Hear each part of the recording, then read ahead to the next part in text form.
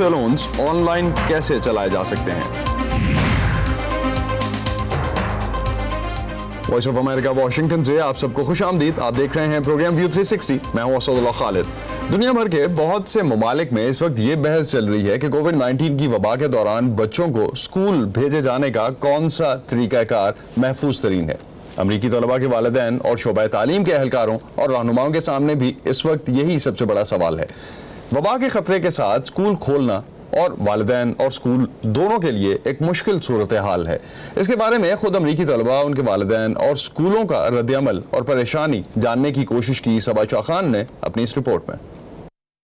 गर्मियों की छुट्टियां खत्म होने में कुछ ही हफ्ते रहते हैं, ताहम अमरीकी तालीमी इदारे गर्मियों की छुट्टियों के लिए बंद होने से पहले ही कोरोना वायरस की वबा के पेश नजर बंद कर दिए गए थे। फैमिली के साथ ज्यादा वक्त मिल रहा है, लेकिन दोस्तों से आमने सामने न मिल पाना अजीब सा लगता है।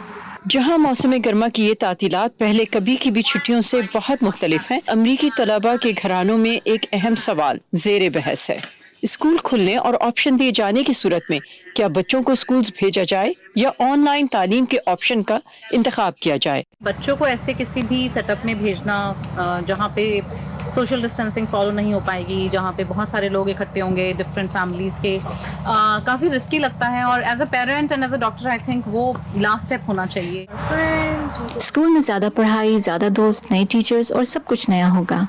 जबकि अर्नव को जहां अपने दोस्तों से मिलने की खुशी है, वहीं ये खौफ भी कि कहीं वो कोरोना वायरस घर ना ले आए। मुझे अपने घर वालों और घर के बड़ों के मरने से डर लगता है। डॉक्टर छवि कहती हैं असातिज़ा और वालिदैन की मीटिंग्स में बहुत सी तजावीज़ सामने आई हैं। बैचेस में बच्चों को बुलाया जाए, जिस ऑल्टरनेट डे बुला सकते हैं। 3 दिन बच्चा होम स्कूल हो सकता है, 2 दिन बच्चा स्कूल जाके अटेंड कर सकता है। छवि कौशिक और उनके शौहर दोनों डॉक्टर्स हैं। बेबी सिटर्स के इस खदशे के सबब कि कहीं इन डॉक्टर्स से कोरोना का वायरस उन्हें न लग जाए, मौसम गर्मा की इन तातीलात में इस खानदान को अपने बच्चों के लिए बेबी सिटर्स ढूंढने में भी मुश्किलात का सामना रहा है। मैकेंजी एंड कंपनी की रिपोर्ट के मुताबिक 2 करोड़ 68 लाख लोग यानी 16% अमरीकियों के काम पर जाने और उनके बच्चों के स्कूल लौटने में रब्त है।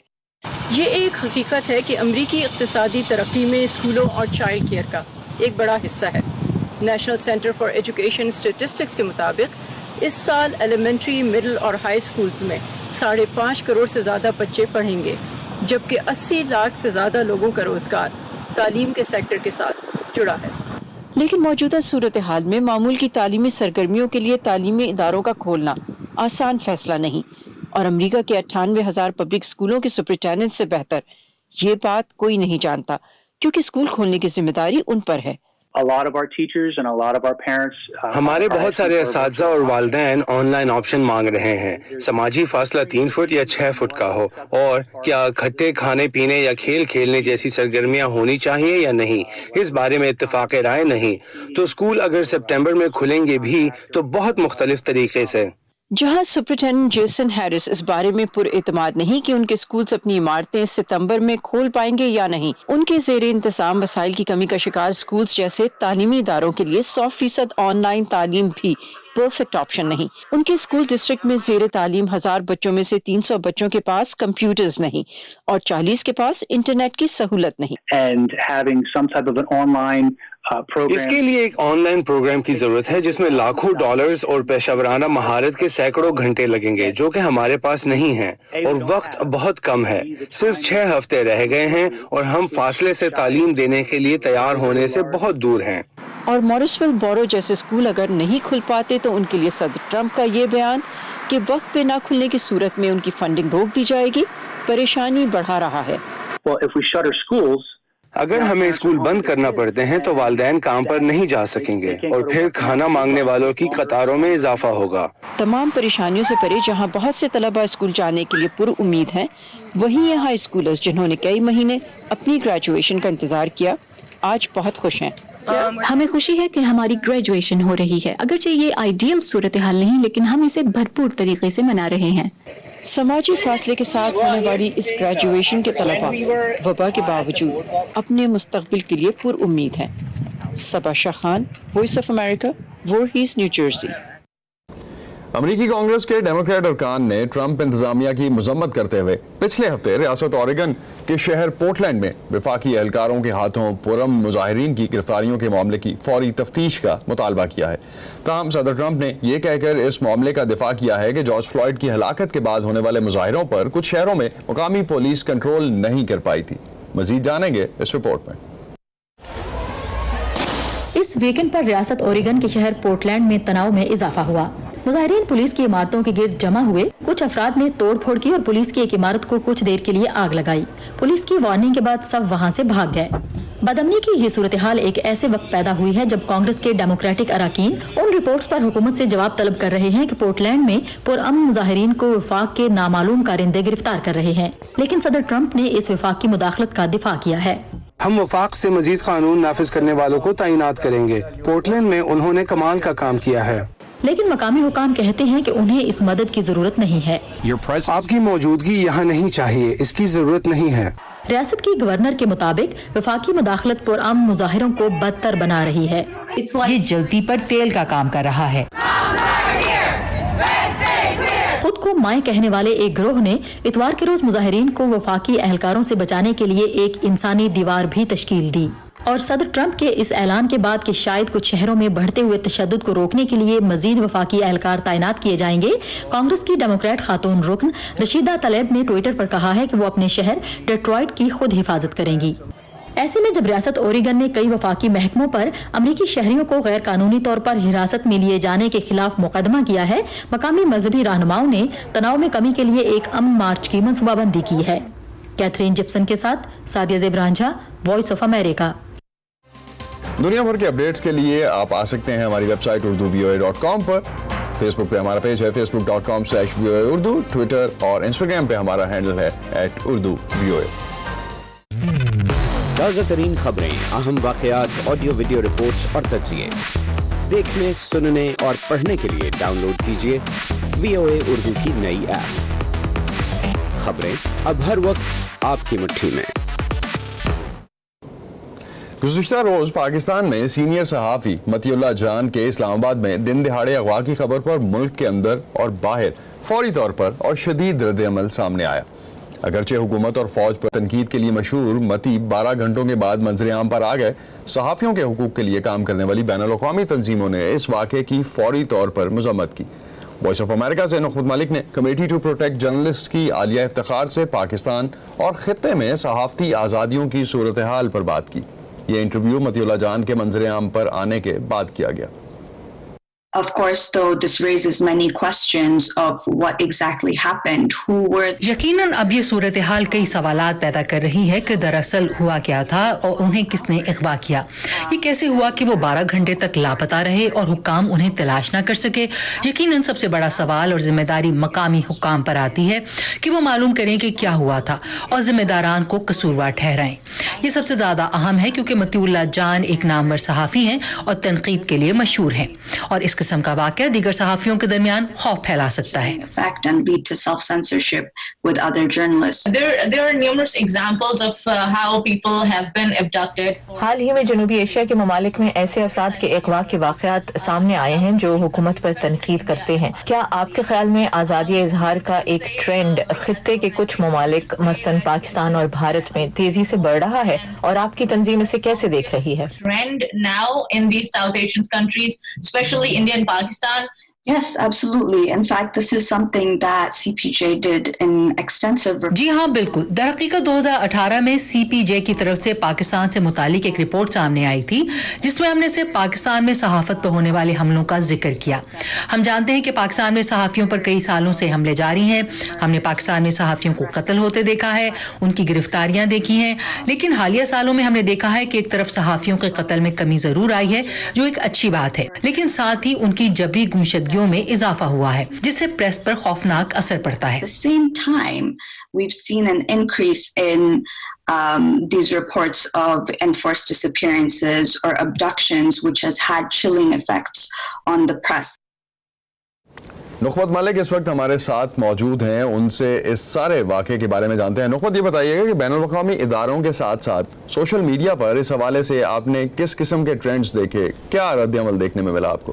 جی اسد, سوشل میڈیا پلیٹ فارمز کی بات کریں تو ٹویٹر پر سب سے زیادہ وہ فوٹیج جو ہے اس کو شیئر کیا گیا جس میں مطیع اللہ جان کو ایک گاڑی سے دوسری گاڑی میں بٹھاتے ہوئے ان کو اپنے ساتھ لے جاتے ہوئے دیکھا جا سکتا تھا. دوسری طرف دو ٹرینڈز سامنے آئے ٹویٹر پر. ایک پہ جو ہے وہ مطیع اللہ جان کی فوری رہائی کا مطالبہ کیا جا رہا تھا اور لوگ یہ کہہ رہے تھے کہ پاکستانی مشیروں کے اثاثوں پر اٹھنے والے حالیہ سوالات سے توجہ ہٹانے کے لیے مطیع اللہ جان کا اغوا جو ہے وہ اس کی کارروائی کی گئی ہے.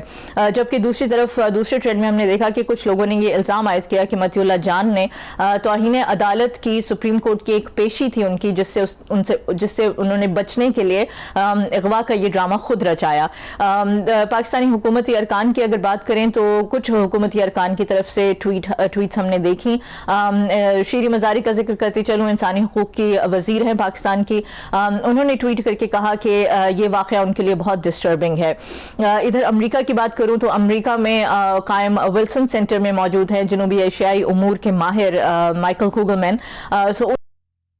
کہ جب تک صحافی اغوا ہوتے رہیں گے تب تک صحافت آزاد نہیں ہوگی. کووڈ 19 کے باعث جہاں بہت سے کاروبار منفی طور پر متاثر ہوئے ہیں, وہیں تابوت بنانے والوں کے کام میں اضافہ ہوا ہے. کبھی کبھار آنے والے آرڈرز میں اضافے سے تابوت بنانے والے کاریگروں کو زیادہ کام کرنے کا موقع ہاتھ آیا ہے. لاہور سے سمن خان کی رپورٹ. 1 کروڑ آبادی والے لاہور شہر میں تابوت بنانے والے ڈھونڈنے پر بھی مشکل سے ملتے ہیں. تابوت عموماً کھلے عام فروخت نہیں ہوتے, اس لیے انہیں بنانے والے اکثر تنگ گلیوں یا محلوں میں کام کرتے ہیں. محمد امین مسیحی آبادی بہار کالونی میں 12 برس سے ترخان کا کام کر رہے ہیں. ان دنوں لوگ دور دراز سے انہیں تلاش کرتے آ رہے ہیں تاکہ لکڑی کا تابوت خرید سکیں. پہلے کرسچن لوگ لے کر جاتے تھے باکس, اور جو مسلمان لے کر جاتے ہیں ان کا یا ایکسیڈنٹ کیس ہوتا ہے یا اگر پانی میں ڈوب جانے سے جو مر جائے یا کوئی قتل ہو جائے اس کے لیے لے کر جاتے ہیں, کیونکہ جو میت دیکھنے کے قابل نہیں ہوتی اس کو تابوت میں دفنایا جاتا ہے. پہلے ہمارے مہینے میں 10, 12 یا 15 تابوت جاتے تھے. اب کورونا آیا ہے تو اب 20 سے 25 یا 30 تابوت بھی نکل جاتے ہیں. اس مہینے میں تقریباً 40 تک بھی نکل گئے ہیں.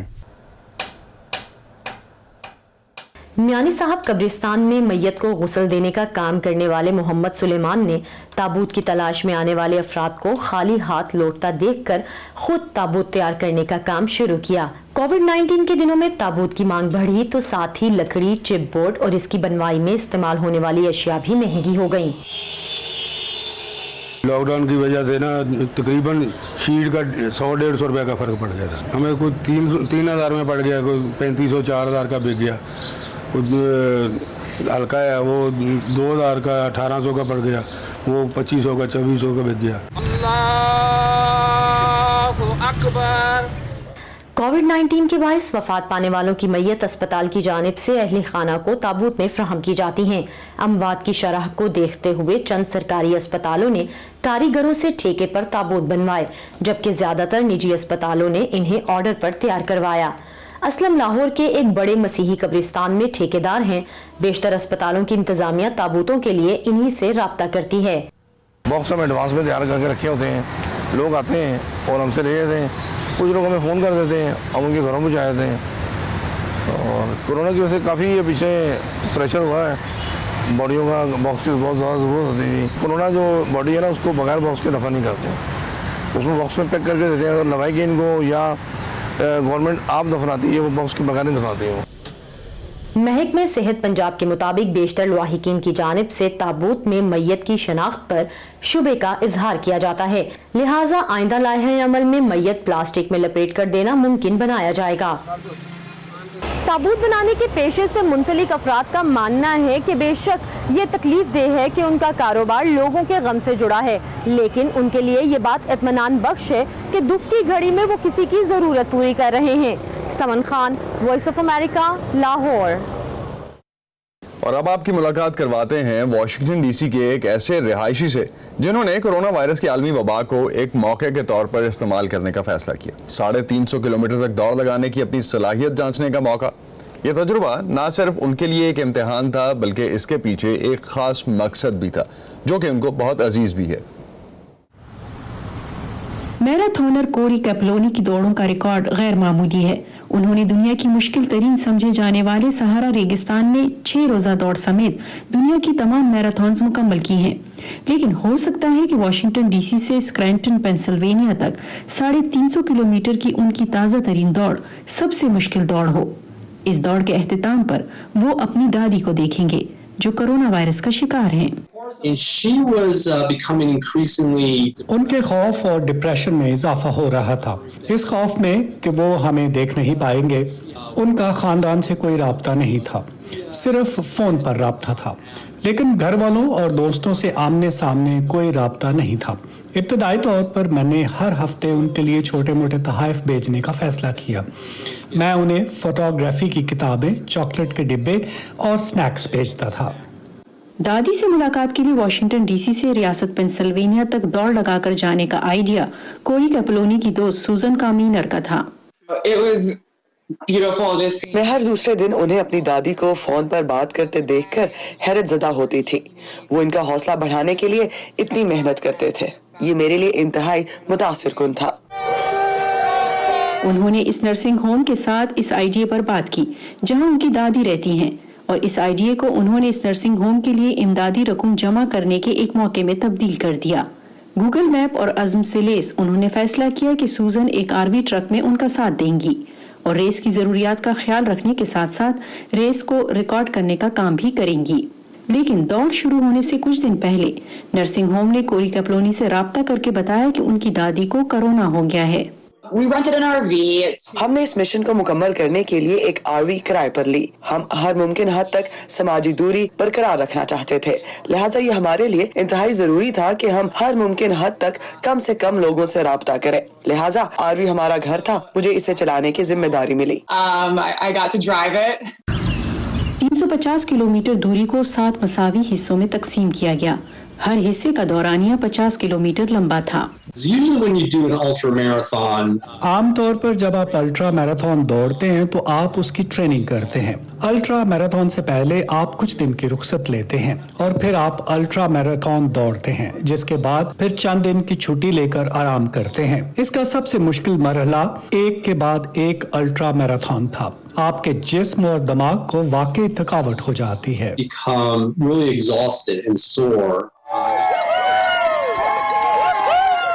7ویں دن کوری کیپلونی نرسنگ ہوم پہنچے، تاہم وہ اپنی دادی کو نہیں دیکھ پائے، حالانکہ وہ بہتر محسوس کر رہی تھی۔ وہ قرنطینہ میں تھی اور ملاقات کی اجازت نہیں تھی، لیکن وہ ایک کھڑکی کے ذریعے بات کر سکتے تھے۔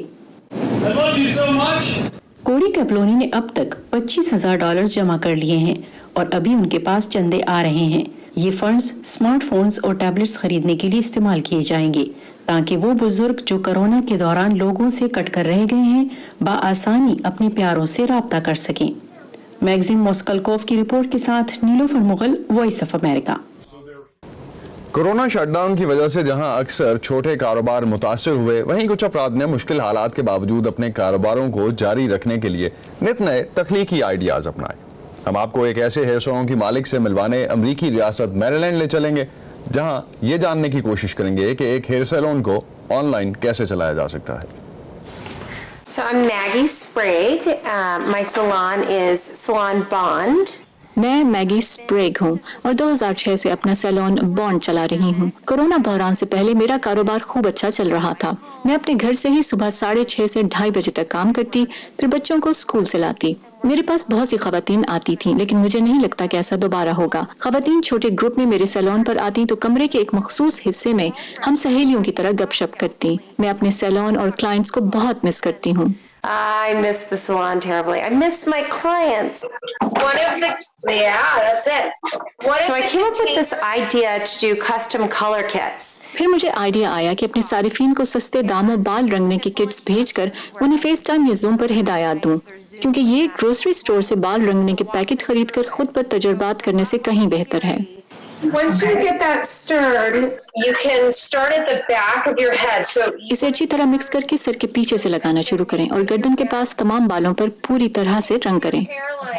because I have such a large client base to begin with. क्योंकि मेरी बहुत सी क्लाइंट्स हैं, इसलिए मुझे अपने किट्स बेचने में मुश्किल नहीं होती। And should I go to the front all the way? Should I do the... जी बिल्कुल, आगे सारे बालों पर रंग लगाना है। ये मरहला बहुत अहम है, इसलिए यकीनी बनाएं कि सब कुछ सही तरीके से हो। My kids don't even recognize me. मेरे बच्चे मुझे पहचान ही नहीं रहे। वो मजाकन कहते हैं कि ये स्याह बालों वाली खातून कौन है। मैं कहती हूँ आपकी अम्मी। Maybe there is a future in this. शायद कारोबार के इस नए अंदाज का कोई मुस्तकबिल हो। कोई नहीं जानता कोरोना बहरान कब तक जारी रहे। मैं नॉर्मल काम की तरफ वापस लौटना चाहती हूँ। तहम मौजूदा तरीक़ाकार को मैं काम का नया अंदाज तस्वुर करती हूँ। मैं कोरोना खत्म होने के बाद भी क्लाइंट्स के अलावा दीगर अफराद को भी अपनी किट्स बेचना चाहूंगी, या शायद इसे इजाफी बिजनेस की तरह जारी रखूं उन अफराद के लिए जो मेरे सैलून ना आ सके, क्योंकि सब अच्छा नजर आना चाहते हैं। Everybody wants to look good. No one wants to look bad. Gabriel vice के साथ Pfizer Bukhari, voice of America. Corona virus ने कई तरह से इंसानी जिंदगी को मुतासर किया है, जो शायद अब तवील अरसे तक मामूल बना रहे। इस वबा का एक असर माहौल पर भी पड़ा है। माहौल के तहफ़्फ़ुज़ के लिए काम करने वाले सरगर्म कारकुनों का कहना है कि बड़े पैमाने पर मास्क, दस्तानों और तिबी अमले के तहफ़्फ़ुज़ के लिए बनाए जाने वाले लिबास से दुनिया भर में आलूदगी में इजाफा हो रहा है। इस हवाले से मज़ीद जानेंगे इस रिपोर्ट में। नई दिल्ली की गलियों में जगह जगह प्लास्टिक के इस्तेमाल शुदा दस्ताने और मास्क कोरोना वबा के बहरान की याद दिलाते हैं। माहौल के तहफ़्फ़ुज़ के लिए काम करने वाले सरगर्म कारकुनों को तशवीश है कि ज़ाती तहफ़्फ़ुज़ के लिए प्लास्टिक से तैयार किए जाने वाले खुसूसी लिबास, मास्क और दस्ताने वायरस के ख़त्म होने के बाद भी एक तवील अरसे तक माहौलियाती चैलेंज बने रहेंगे। अक़वाम मुत्तहिदा के अदाद शुमार के मुताबिक वायरस से बचाव के लिए इस्तेमाल होने वाली अशिया के कचरे से समुंदर में जाने वाले प्लास्टिक की आलूदगी में इजाफा होगा और समुद्री हयात के लिए मज़ीद खतरे का सबब बनेगा।